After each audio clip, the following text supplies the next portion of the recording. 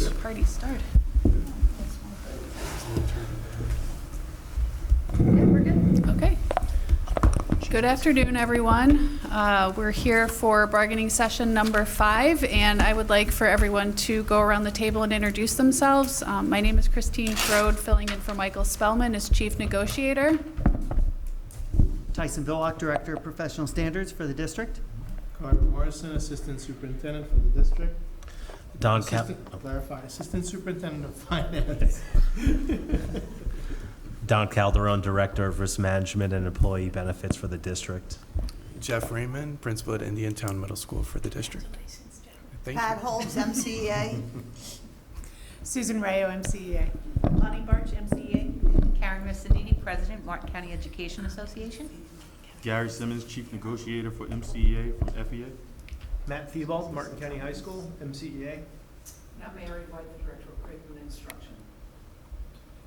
Okay, so normally we like to start out with a little bit of a summary from last week. I know last week was a little unusual, and we're still trying to figure out where to go with our financial package, and so hopefully tonight clarifies a little bit of that for all of us. So last week we met on October 25th here at the Stewart Learning Center. That was the 4th bargaining session. So basically we have 3 remaining components. The first one would be the MOA regarding millage. So after asking some questions regarding the school district's October 18th proposal regarding millage and then caucusing for a significant period of time, MCEA did provide the district with a written proposal or counter to the MOA. This counter primarily changed the payment to a lump sum, and that is the way it currently is for the millage.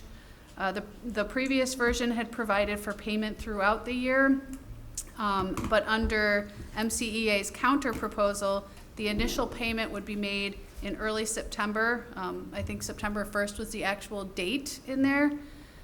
And I know the district kind of countered that and said we might have a little bit of an issue with that time frame, so we would like to discuss that. And then the district again clarified that the first payment would begin during the 2023-2024 school year. You already received the initial payment for the 22-23 school year in early September of 2022.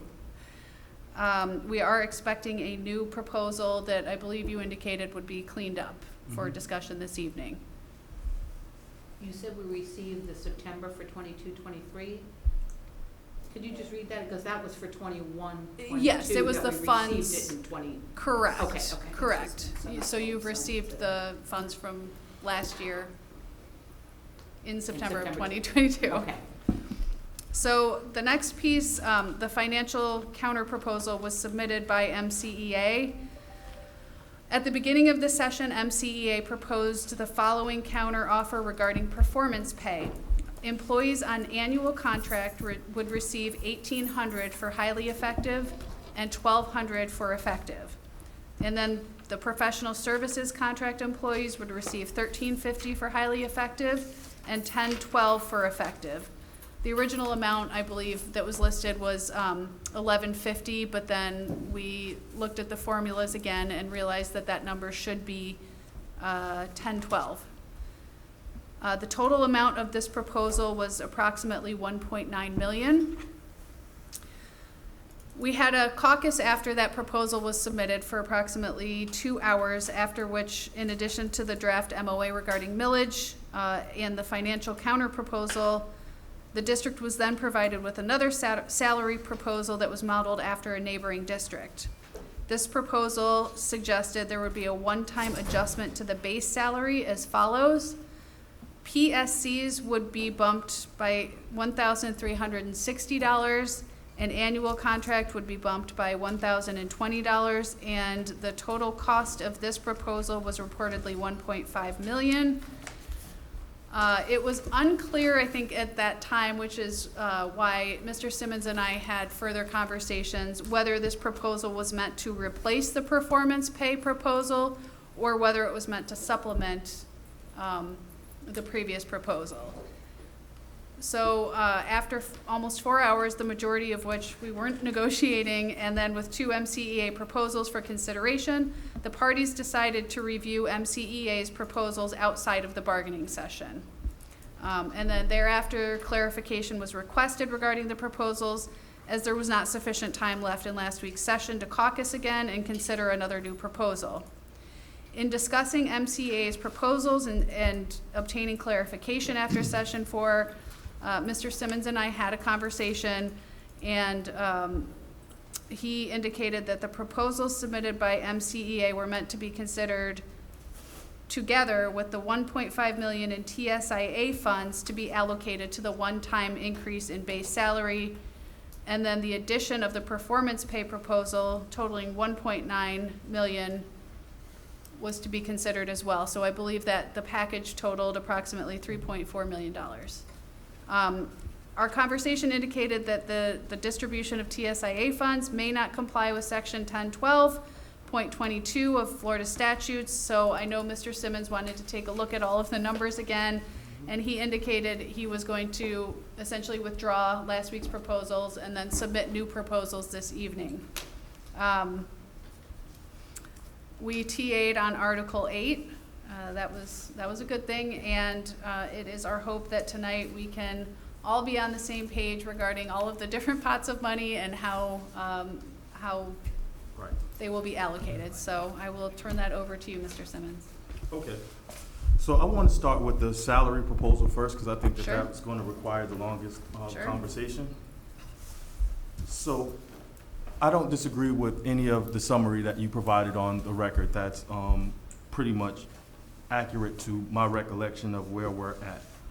So after our conversation for clarification on what MCEA was proposing in the last session, I took a look at the concern that you raised, and that concern was whether or not the TSIA dollars had to be allocated in a manner such as a portion of it would go to increase base salaries and then the other portion dedicated to performance pay.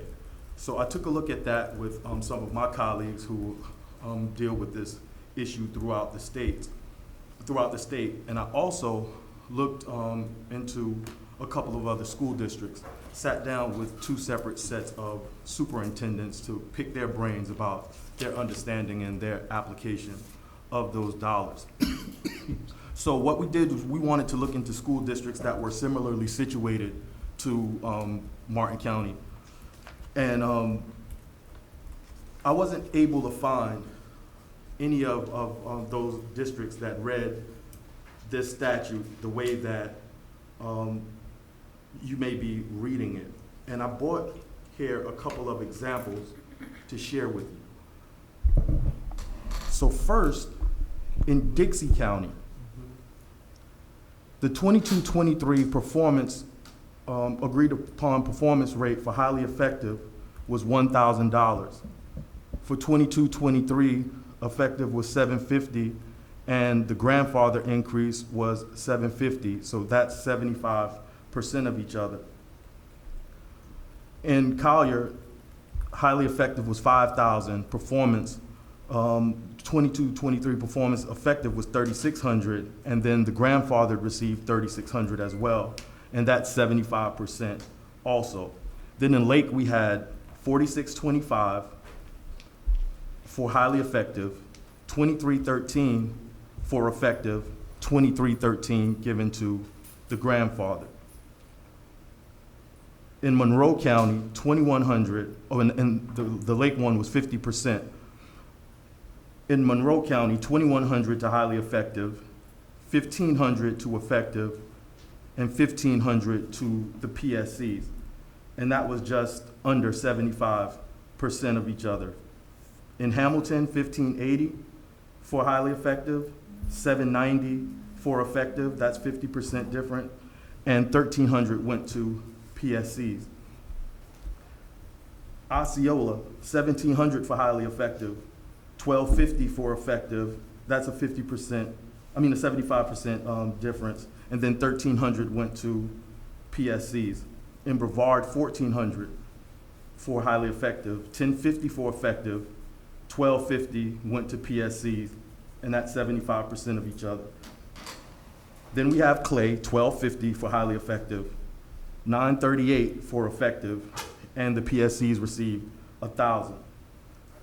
1254 in Charlotte went highly effective, 940 for effective, 940 was also provided to the grandfathered PSCs. So I'm finding more contracts or proposals in salary agreements that were settled around the state that mirrors more so of what we're proposing versus the interpretation that you all may have read into it. And Mr. Simmons, if I could clarify, I think it became confusing because we weren't certain whether or not your proposal that was modeled after a neighboring district with just the bump to the base pay, if that was your entire proposal, and that was where we said, well, some of that has to be performance. So I don't, the numbers, you know, with the 75% calculation, I think, you know, that's sound. Okay. So it just, I think keeping the two kind of concepts separate with the base pay and then performance pay, I think that will be helpful to keeping it. And that's what I gathered from our conversation. Yeah. So I did go back and recreate this proposal, Perfect. and I have it all separated out for you Perfect. on one spreadsheet. So you'll see, when I pass out this proposal, you'll see the verbal breakdown of it, as well as what Carter loves the most is the spreadsheet aspect of it. Just to make sure. And the reason why I wasn't able to get back to you prior to today is just was doing my due diligence and preparation. But I'm very prepared to explain it thoroughly. Perfect. And I think that even if we come away from this discussion with a fundamental disagreement on the interpretation, I believe that the way that this proposal is written could still accomplish what both parties would like to accomplish. So as soon as everyone has it, I'll be more than happy to go through it with you.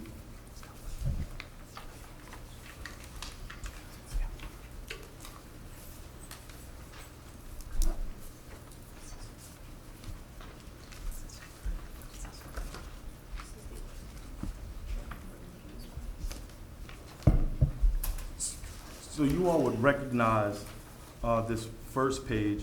That's the format that your monetary proposal came in. And these figures have been adjusted a little bit after the research that I've been done to model the numbers that I've read for you today. And based upon our statute, the way that we have read, MCEA has read the statute, and what other counties has read as well, we wanted to propose highly effective 1,800, which is similar to the last session, and then goes 1,350, which is 75% of 1,800. So then we're giving PSCs 1,350 as well, and that's based off of what I read to you previously. There were no breakdown for pay for performance with professional service contracts in any of the school districts settlements that I've read to you today. What they did was they gave the PSC an amount that was between 25% and 75% of the number that our annual contract folks were getting on highly effective. So it's 1,800 for highly effective on annual contract, effective, and PSC gets 1,350. We went over the red line on lines 32 through 34. And again, just for the record, that reflects the leapfrog issue that we've encountered. I've also been able to explore other settlements, and Brevard had a very clever way of dealing with their leapfrogging issues as well. It's just a little bit more fancier than what we have in the red line, but it accomplishes the same thing. So then when we go over to the next page,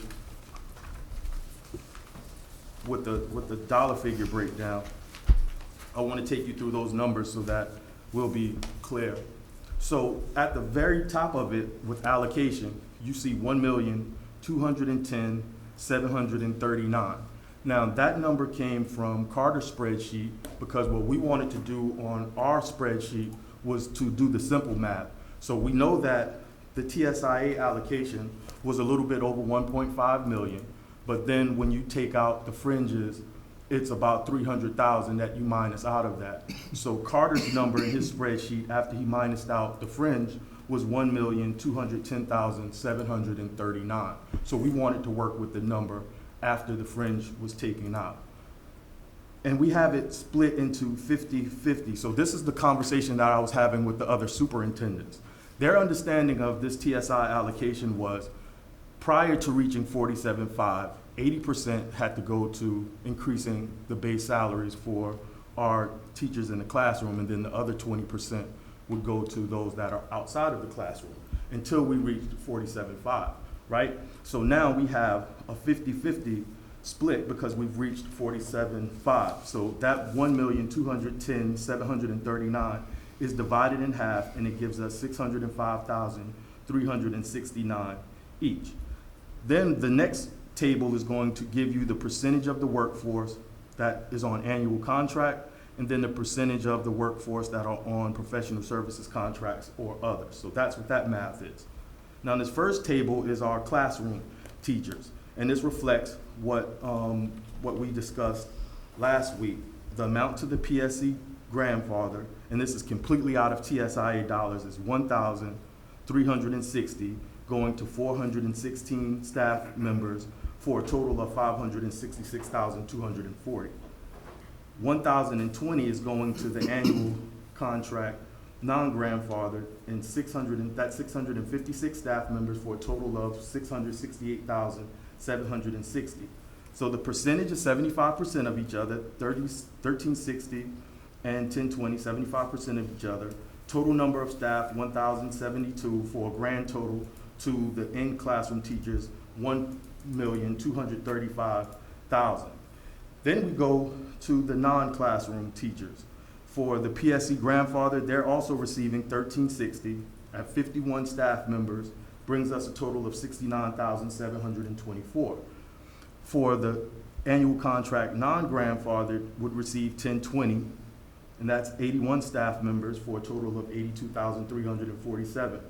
For a total number of staff at 132 to cost $152,071. And again, that number 1,360 is 75% over 1,020. So the total for everything is 1,387,000.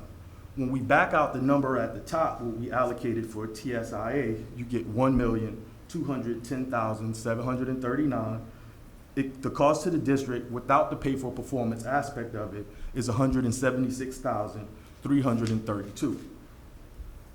Then the the chart below, well, the column below explains the pay for performance breakdown that you saw on the first page. So highly effective would get 1,800. Highly effective for annual contract would receive 1,800. There's 631 teachers that would receive that for a total of 1,135,800. Effective and all others would receive 1,350. That's 573 for a total of 773,550. That total for the pay for performance aspect of this calculation is 1,909,350 for a grand total cost to the district of 2,085,682. So the aspect of what I was speaking of, if there's a difference of interpretations, our proposal never relied on TSIA dollars alone. The proposal since the first session always included general fund dollars to be added to it. So if it's the district's position that the allocation during on the TSIA part isn't in compliance, I think that there's a pool of money that is enough with the contributions from the general funds that we can plug in any holes if you are having a issue with the way that the TSIA money is allocated. But that's our proposal, and I also want to let you know that in the top section of both of those breakdowns in the middle of the paper for the teachers in the classroom and those that are out of the classroom, I thought that it would help to put the section of the statute that we felt that was adhering to, so that we can hopefully answer any questions with respect to that. So at this point, I'm willing to take any questions with respect to this proposal just presented.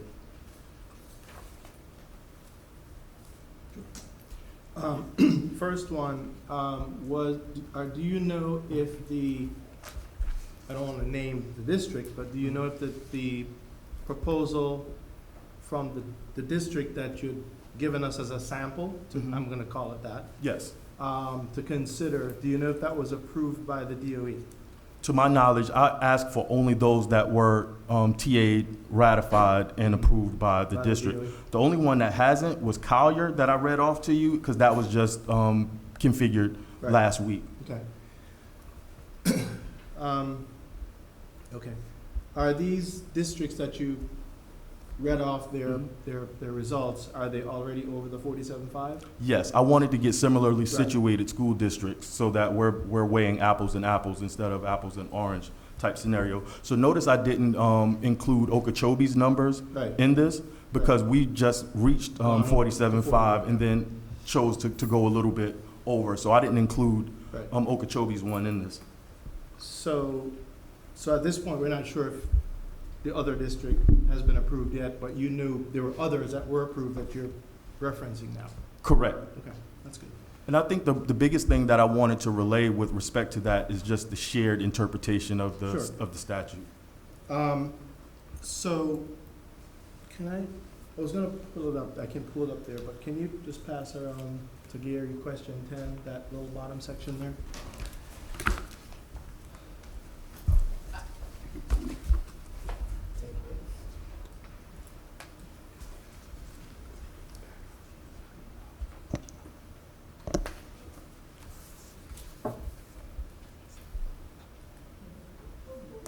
Let's get on.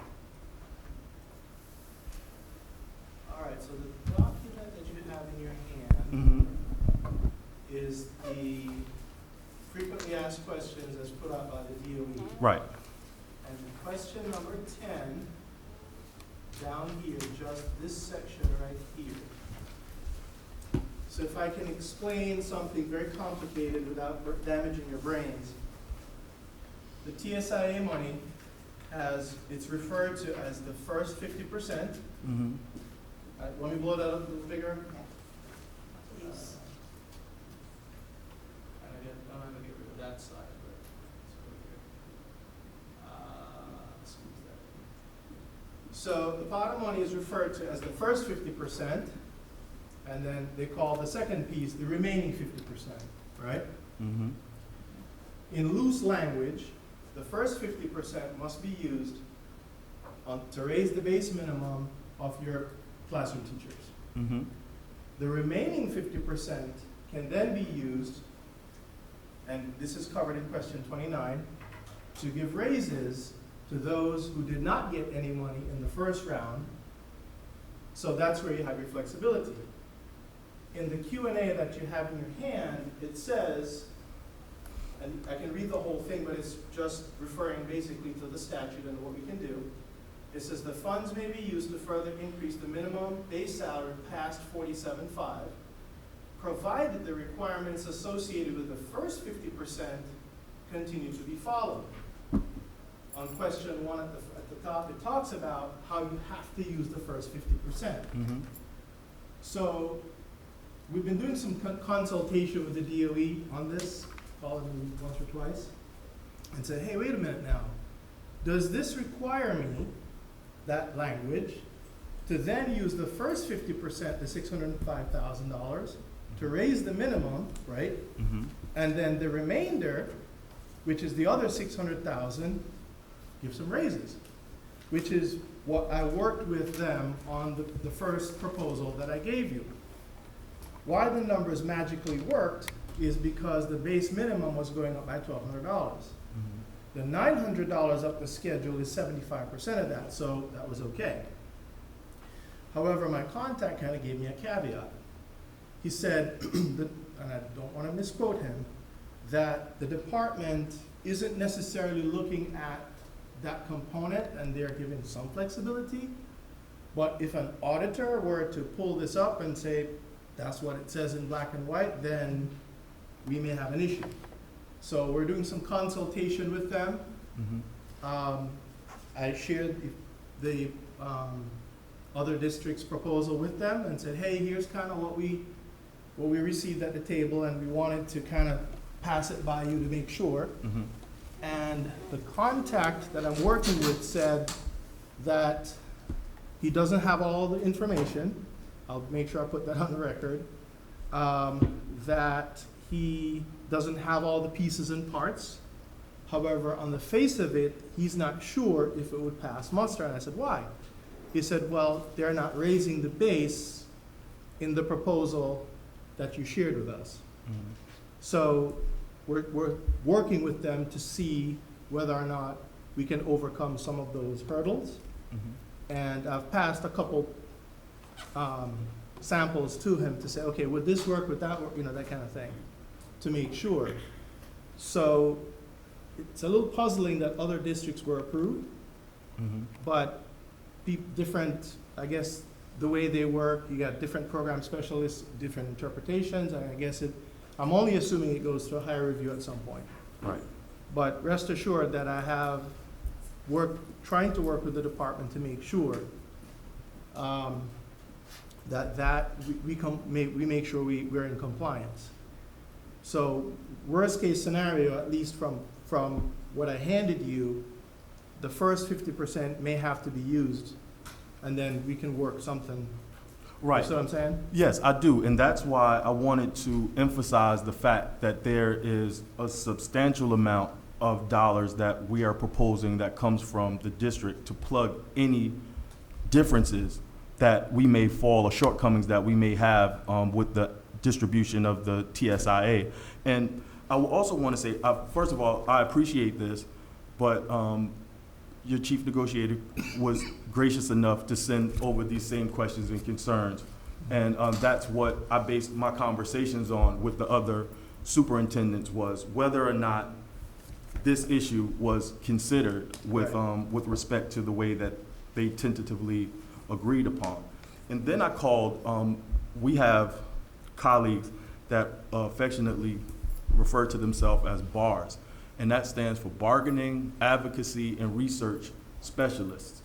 So I called the person who chairs our BARS department, and I asked them about the approvals from the state.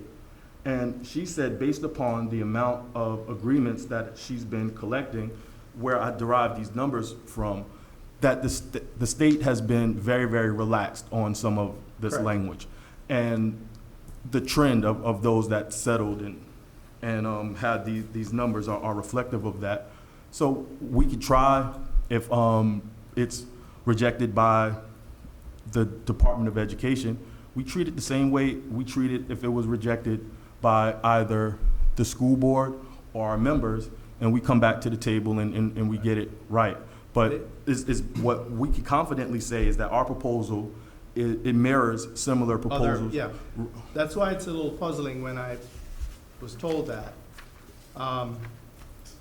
They appreciated the fact that I worked with them up front. Because the last thing, obviously, that we want to do is go through all of this, and then the state says no. Right. So we're trying to do that in the background so you can understand. Carter, how many people do you think in the Department of Ed are receiving these 67 proposals? I have no idea. Yeah, None. yeah. You know, I mean, is it one guy behind the curtain, you I know, have no and he's getting them and it's looking correct with all of the explanations and they're getting stamped? I don't know, but I did But they express to you or communicate to you that he did we say appreciate that they are giving some flexibility Okay, on this language. However, he cautioned me to say if the auditor were to pull this and see this, then I guess all 67 of us would be in trouble. and that's what I was, that was my point. Right. That was my point. We're not asking the Sure. district to be rebels or renegades with respect to this, but I think that if the foundation behind the decision for these other districts to move in this way speaks to what I spoke to at the table the last time, is that they know it was an inequity due to the way that the TSIA legislation was written. And some of our staff members received inequitable raises in comparison to some of their counterparts. And a lot of these proposals were created to kind of continue to bridge that gap a little bit. So that's why ours were married in the same manner. So hopefully we can get some consideration for that proposal. Carter, I'm going to email you that. If you can give me that list, Mhm. or not give it to me, but share with the team, I think that would be helpful Yes, on our side to communicate. yes. Yes. So Gary, if I wanted to summarize the total dollars that would be new dollars going to compensation, including TSIA, I would add the totals of 1.2, 10, 739, which is the less TSIA, Mm-hmm. and the 176. 1.909350, which would be the total cost for the performance pay. Correct, and then don't forget the 176,332, because that's the additional money needed to finance that TSIA chart that's above it.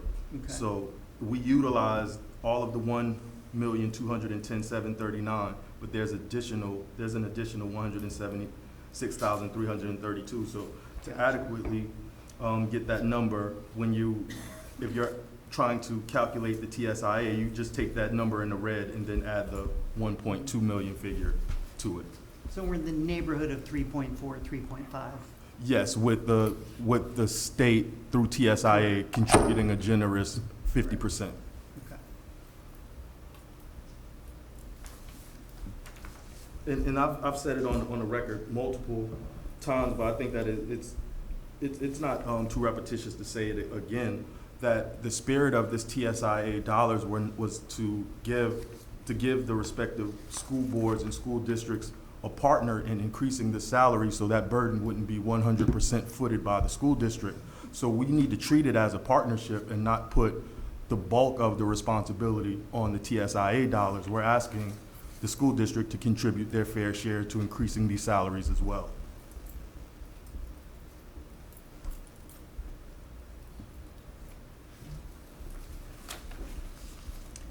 So if there's no further questions with respect to the salary portion of it, I can happily go into the millage. I have a question, Sure. lines 32 through 34. Can Mhm. you explain how that would work? Where are we? So we just want to ensure that a new employee with 15 years, for example, does not make more than a current employee with 15 years. It's quite possible that you have a teacher, and this was in the old MOU, which I don't have, where it talks about even with performance pay, they shall not be leapfrogged, because you have teachers coming here from various states where there is no pay for performance. So even though you have a teacher who may, for whatever reason, could have been a BAM score, the kids didn't do well on an EOC, that they are not making as much as their contemporaries because of lower performance pay. So then when you have someone coming in for 15 years, they are making more than them. And some of the talk is, well, the reason why they're making more is because the teacher was only effective for 3 years in a row, or they didn't get effective 1 year. And my argument to that is the person coming in has no pay for performance whatsoever. So why should they leapfrog over if that's the criteria that you're using? So my concern is that, based on performance pay language, where there has to be a differentiation between the highly effective and effective, and that impact is cumulative over the years. And so what might have been an easier fix for leapfrog early in the years that we've been doing this, is only going to get increasingly difficult as the gap widens. Does that make sense? Hopefully not, because hopefully we're not gonna have gaps the way we did for these past 2 years when we were dealing with large sums of money and 75% and 150%. You know, I think we would end up going back to something closer to the way it was in 15-16, 16-17, et cetera. I think it's just maybe more of a leap, and that's why that language was put in there. So if I can share something real quick, the agreement that Brevard County ratified, I believe they addressed this same situation beautifully. And in their proposal that was tentatively agreed upon, it reads, whereas with the legislative action known as teacher salary increase allocation, as well as the placement of teachers hired to the district with previous Florida experience, there are some teachers earning a salary higher than currently situated district employees, creating a salary inequity.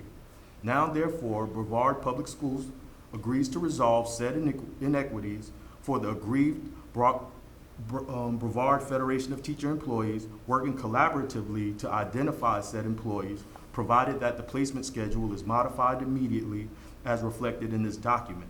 So they're addressing that directly in a memorandum of understanding that both sides are agreeing when you do find those individuals that have been leapfrogged, that they will work in collaboration to resolve that issue. So it's a manner in which other districts are attempting to address it as well. So I'm ignorant as to what the pay for performance has been in Brevard for years. But sometimes it may not be an apples to apples comparison, because in those districts that chose to approach performance pay for years with you get $1.25 and you get $1, for performance pay, those gaps are not increasing by significant amounts from year to year, which would make that Brevard language easy to implement.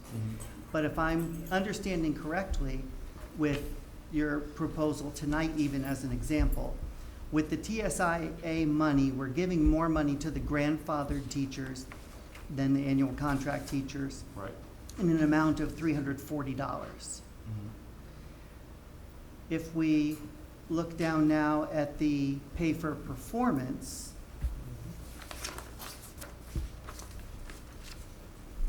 the difference there is $450. So even with this proposal, a PSC grandfathered teacher would still fall a little bit further behind their annual contract peers. But it's not, we're not talking about teachers within the district with years of experience making more. We're talking about new hires. It's going to happen where you have, and I just explained that to a member because he wanted to know where he is, and his years don't match, and I said that kind of went away a long time ago when we went to performance pay, and I said for example, I'm listening. a teacher with 15 years who has gotten 3 years in a row of highly effective is going to make more than a teacher of 15 years who made 3 years in a row of effective, or maybe 1 year where they were needs improvement. I understand that. With your proposal tonight, how much would the annual contract teachers contract, without performance pay, how much would the annual contract increase? With the annual contract, Mm-hmm. and you said calculating. 2,700 or something? No, not including performance pay. Their salary would increase by $1,020? Right. Okay. So, Karen, you're talking about the initial salary placement schedule. It's going to increase each year.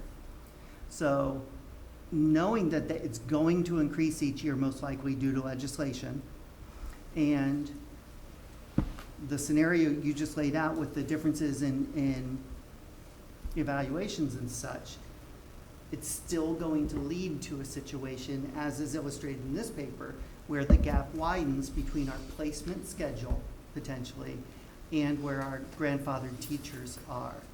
So with each passing year, if we continue like this, with each passing year, it's going to get more difficult to easily fund that leapfrog language.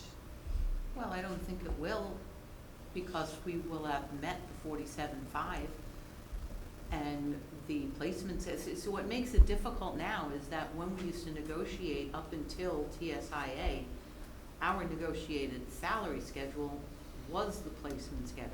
It was always the same. Now we're having to create something a little different, correct, Carter? It's not necessarily the same because the years are not matching up for the very reason I said. You have a teacher at 15 years, 3 years highly effective is going to be definitely making more, and so your years are not going to equate to, your years of experience is not going to equate to that. We just want to ensure that anybody new coming in, and as long as you have 47.5 at the base, it's my understanding that we could make sure that there's no leapfrogging. And every year we come up with a new salary schedule, every year we come up with a new placement schedule. It's not going to be really any different. And that was one of my suggestions with having a range. But we can talk about doing a range next year. Could be a big year. Everybody else, you know, like when I explained this to one of our regional specialists, they said they can't do that because that leapfrog. So it's not like it's just Martin County doing this. These are regional specialists who work with, 8 or 9 locals in the north, and they said, you can't do that at leapfrog. So they all have leapfrog language in there. And I remember wanting to get it in 21, 22, and I don't remember whether it was Carter or Spellman saying, well, can't we revisit it in 22, 23? Because we were already in session 23 when we were talking about that. Gary, can I? Sure. Just to clarify, on the performance pay on line 7 and 8, you reference the statute 10, 12, 22. That's the performance pay statute. We all agree on that. And on line 13, the effective of 1350 is 75% of that 1800. Correct. I follow you there. I'm a little bit lost where rows 16 and 17 have the same 1350. Can you just clarify what that is? Right. How we got there? Right, You may have said it and I just missed it. No, it's a good question. It's based upon the document that I had Matt provide to you with the yellow, with all of the other. So when I started digging to find or address the concern that the district raised with respect to our proposals, we saw how the other districts were treating PSCs. So you have our annual contract folks that are on a performance schedule, and then you have our PSCs that are on a grandfather schedule. Right. So our PSCs aren't subjected to performance pay statutes based upon the way that other districts negotiated. So you would see that in those settlements, all of the professional service contracts weren't provided money based upon their evaluations of effective or highly effective. They were just provided an increase and they made sure that increase was between 25% and 75% of the highly effective figure that was provided to the annual contract employees. So that's why our proposal reflects that. So there's no real pay for performance aspect to our professional service contract folks. They've just been provided an additional raise because annual contracts are getting highly effective and effective. So we wanted to give PSCs a raise and stay in compliance with the statute to make sure that raise was 75%, no more than 75%, and no less than 25% of the increase that was provided to highly effective annual contract.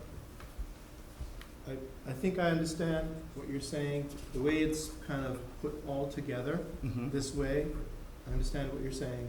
It would appear that from line 7 all the way down to, I guess, 17 or 18 would be in reference to performance-based statute, which it's a poorly written statute. I'll just say that right now. It's very confusing. It's awful. But based on the interpretation of the 75-25%, I'm not sure the 1350 in those two areas would work. I'm willing to, again, I'm working with the DOE and making sure that we do it correctly. However, if you're saying that, okay, hypothetically, that rows 11 through 13 are based off performance pay, Yeah, the statute and for then performance pay. 15 through 17 are just a raise based on, you see what I'm saying? Correct, because these Okay. individuals on Okay. PSE aren't on a performance So schedule. for my brain, I'm gonna strike a line above here, so I know that these people are treated separately. Which line are you striking? When I say strike a line, I mean just a Drawing a line line. He's across, so I'm like, differentiating. okay, these people are handled one way, these people are handled another way. Correct. Gary, can you write this down, please? Okay. In 10-12-22. Oh my gosh, I hope I Under get it right. salary adjustments. I have it. I'm looking It's- at a letter B, I just gotta figure out how to get to there. It's- Yeah, Yeah. One, it's 5B, 1 and 2. Yeah, it's on the last page of our proposal. I included that language in there. so the way I read that is that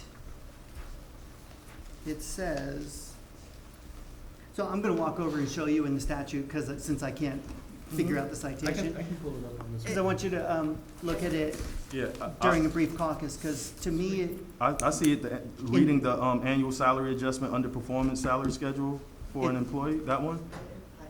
it's just above it. It starts with, in determining the grandfathered salary schedule for instructional personnel. The district school board must base a portion of each employee's compensation upon performance demonstrated under 10-12-34. Top line on this Okay, second thank you. page. The beginning of the sentence is on the first page, but it's the top first line on the last page of our proposal. Be less than 75% of the largest adjustment for employees on the grandfather's. But it No, also, that's in not the language I'm referring 2, to. it says the annual salary adjustment under the performance salary schedule for an employee rated as effective must be equal to at least 50% and no more than 75% of the annual adjustment provided for highly effective in the same classification. Right. Correct. That's And annual. we That's did. what we That's did. if you're on the That's performance pay schedule. If you're on the grandfather schedule, you can opt to go into the performance pay, or you can stay on the grandfather. Okay. That's the way, because I've been looking at the statute over and over again to try to figure out where there's such a disconnect, and that opened my eyes. That this whole time, I've been on a grandfather schedule and didn't have to be paid differently other than, well, I've always been highly effective, so I didn't have to be, but there didn't have to be people lower So I see what they're in that effective range in the grandfather schedule, according to the way I read that statute. And that's, as the years have been going on, we're starting to see that districts have been doing this, and we want to do it too. Yeah, and Yeah, it's consistent. We also know that. And it's consistent with with some of the agreements that I shared with you on there. If you Right. look at the PSC dollars that are attributed to those various school districts, you would see that it mirrors the proposal that's placed in front of you, Yep. especially the ones that I highlighted. Yep.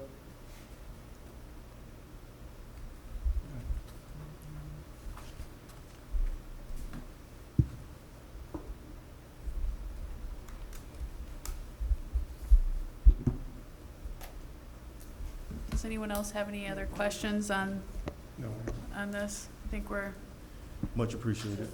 I need that. but Yes, should I find got that you. spot in the statute. I have it on my computer. I'll get to it and I'll talk to you. I Reading printed this it. darn thing like. Yeah, Much so many appreciated. times.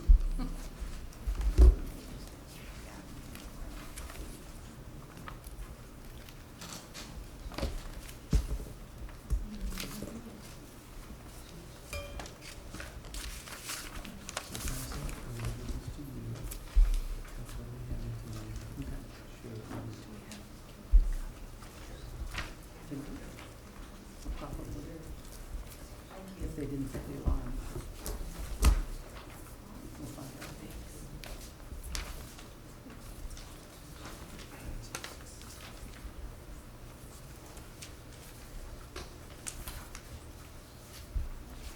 See if there's 3 boxes.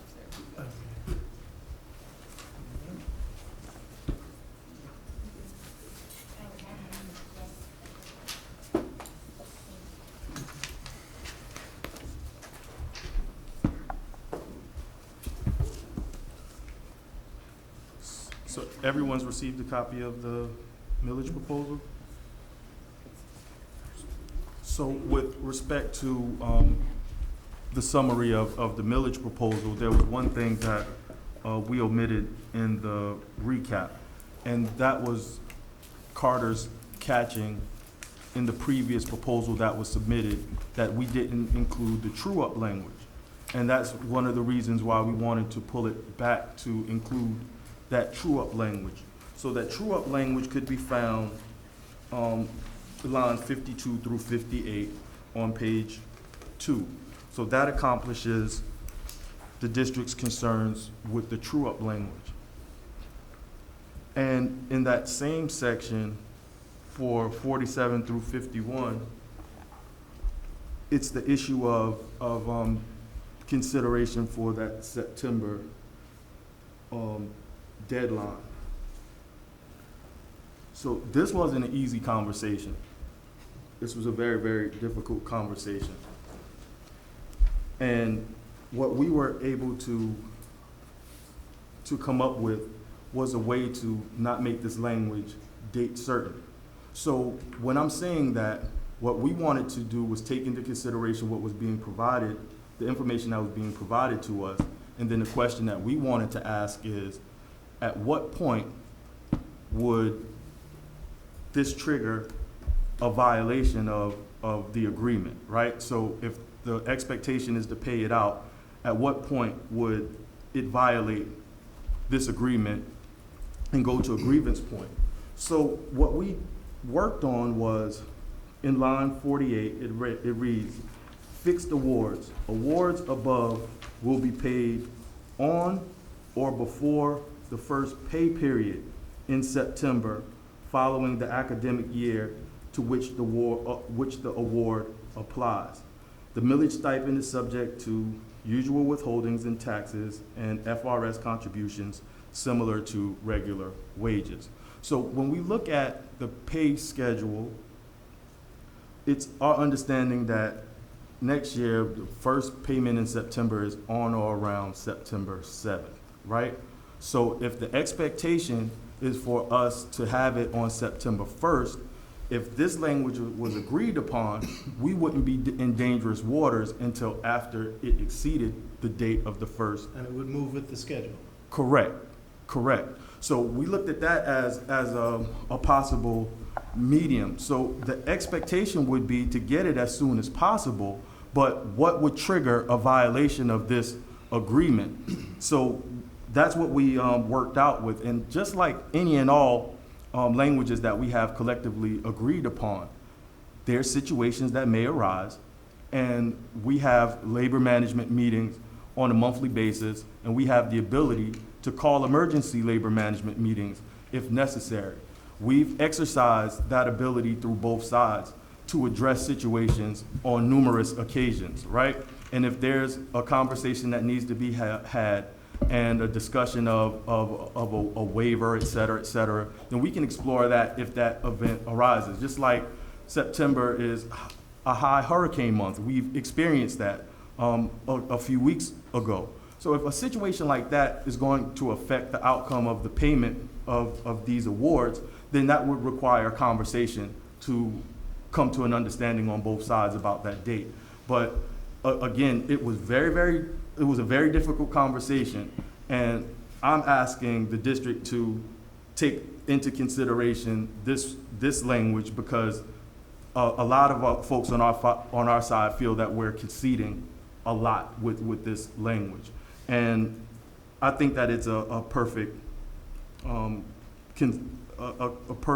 concession on both sides to consider that one. So outside of the timing of awards language that addresses the September 1 concern and the true-up language, everything remains the same with respect to what was presented last week. No, I think we made one more change, be consistent, the first paycheck in December as well, Oh, yes, so that it, It was consistent. yes. we Is took that- away the dates and did the true-up for the first Right. payment in December. Pay So, period. so that would be, That actually isn't, oh, I'm sorry, go ahead. I was gonna say that actually isn't an issue, Because in September, don't forget, we're processing teacher lead, we're still placing teachers, people are moving around. Maurice kind of talked a little bit about, all that he's got to do and get everything together. And we are deathly afraid, I'll just say it right now, of making sure that direct deposit goes out prior to September 1 in order to hit your bank account by September 1, in order not to get a grievance. So from where I sit, my perspective only, I see this as movement, and we appreciate the concession. Any other questions with respect to this? To read it. So the supplement will be paid out line 25. Is that meant to be starting 23-24 school year? There's, Yeah, it got crossed out a lot of Yeah, it times. got crossed out by Okay, I just accident. want to make sure we understand it's, No, that's exactly Okay. what the intention was. okay.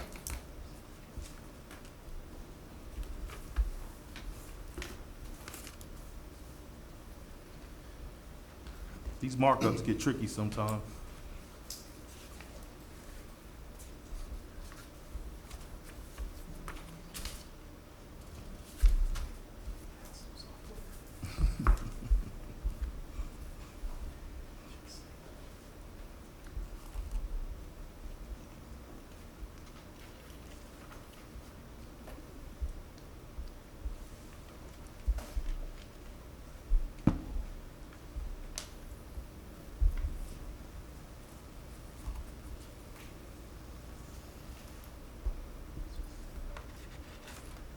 I'm struggling a little bit with line 34 and 35. The millage will be paid out within 30 days of entering into the payroll system versus line 48, which will be, the awards will be paid out on or before the first pay period in September.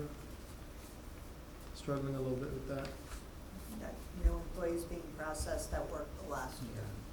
Hmm? So I think, I believe that was employees that might have been non-renewed that were rehired and Right. processing. Yep, was- I get all that language up until that particular section where it says the millage will be paid out within 30 days of entering the payroll system.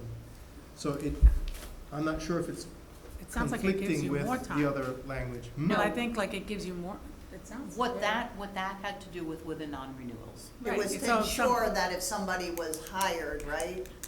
If somebody was hired, say, August 20th, Right, You And get they more weren't and time they to process. weren't, it took too long for them to process when the millage came out, they might have missed it because they weren't in the system yet because they were being processed. okay. I'm So with it was you just there. covering once they got processed.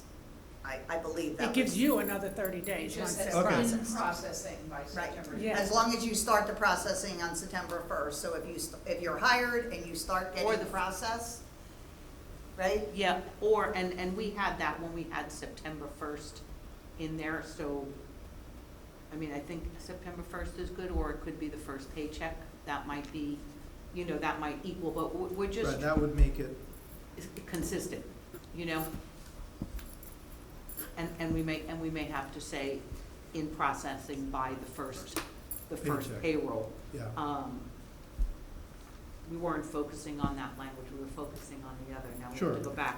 But, we just feel that when you have teachers who are let go, who are non-renewed for whatever reason, it could be a test. They get the test in July. Well, now the school that they were in, they filled the position, now they have to go. And to be honest with you, I've had teachers who are saying that they're being processed as brand-new employees with fingerprints, and so we want to ensure that they still get that millage, because they wanted to come back to Martin County, we did retain them, but for whatever reason, not a good fit, didn't get the test back, whatever it is, we want them to get that millage.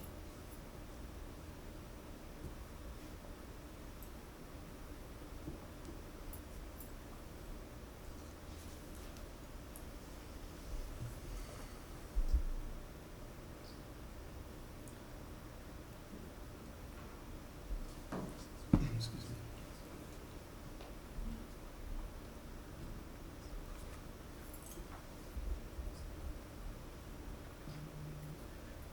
Quick question. Sure. on line, it starts on line 40 with the retiree. Mhm. If I'm reading, and I know I'm tired, but if I'm reading that right, it still talks about the concept of spreading the checks. And I know your proposal now is for the lump sum. You Yeah, see it? If It does, says that that's retiring inherent. employees will receive payments with paychecks excluding your terminal pay up to the effective date of retirement. So, you see what I'm saying? Yeah, I do. I think it still maintains that concept in there. So what we're going back to, from our understanding, is basically what we have now, which is the first lump sum payment made in September and then the true-up in December. But I Mhm. think that still retains that concept that we had talked about previously about Right. spreading. So you Mhm. might have to do some substitute language there. We probably just have to go back to the old language. We just Yeah. wanted to make, we didn't want to forget to put that in there because of Right. the penalties incurred. Right, we have no issue with the, yeah. So we could just revert back to that. Yeah.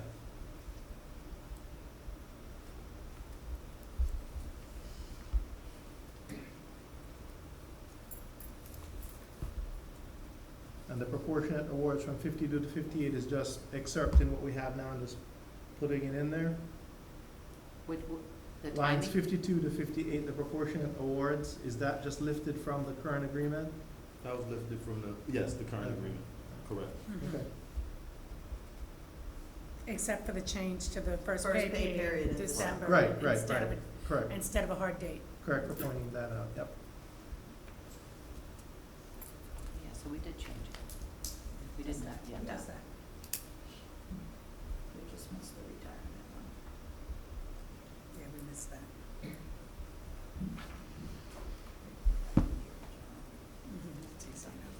Okay. I found the language from the previous one, so that's a quick fix. Okay.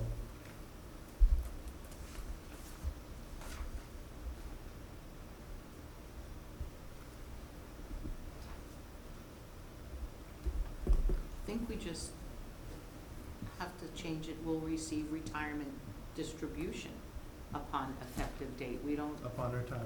The Yeah. same language that we have in the year that they Yeah. retire, so we don't. Yeah, that language reads, employees retiring as above at any point in the academic year will receive a prorated millage stipend no later than June 30th of the year in which they retire, provided that the millage stipend is awarded for that year. Right, Employees retiring as above at the completion of the academic year will receive a full millage stipend in the year that they retire, provided that the millage stipend is awarded for that millage stipend year. yeah. That's language we've already agreed to, so Right, if you're so- gonna substitute it, then that's fine. Yeah, I think that I can fix that very quickly. Okay.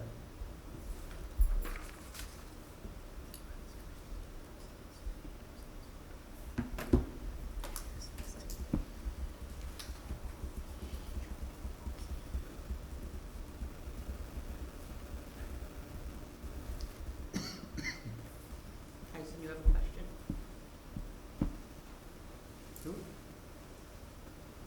His eyes were telling me he had a question. Oh, yeah, I have questions, but not for now out loud. Okay.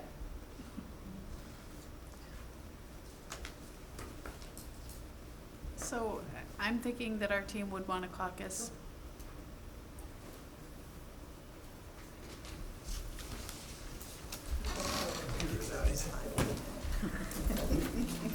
All right, volume up on your phones. This caucus will probably be relatively short. We're going to gather our questions, and we will be back. All right.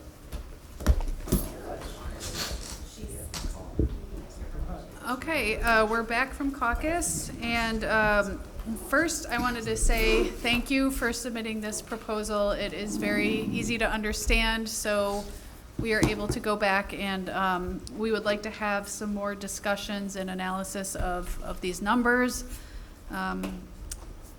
So we're not ready to provide anything today on the pay proposal. But we are, I think, on the same page with regard to the MOA and the millage. The one thing that we did want to add to just clarify on line 48,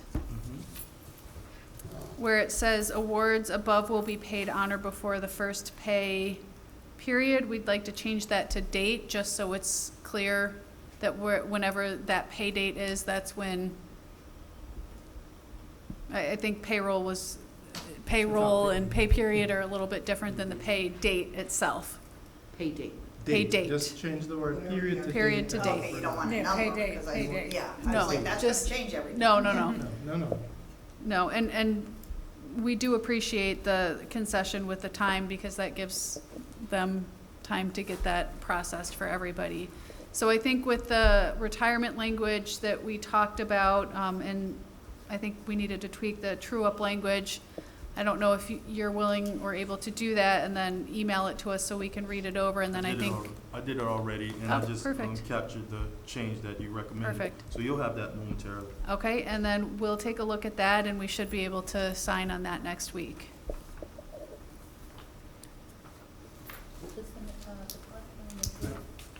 The correction on the true up.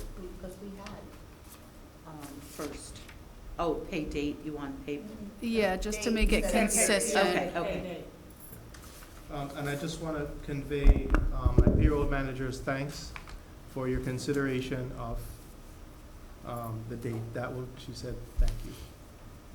Tell her you're welcome. Does anyone have any questions or anything else?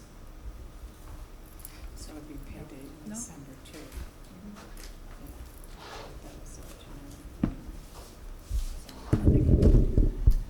So just to clarify, Gary, make sure we're on the same page. Coming back next week, we think we've got nothing but signing to do on the millage.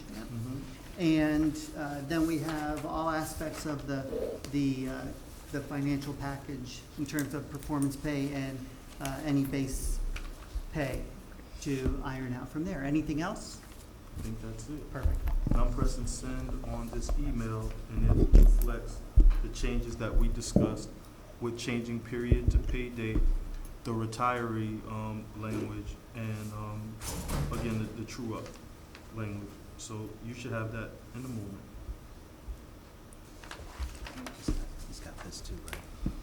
Processing Yeah, he's. Okay. Yeah, I made that correct.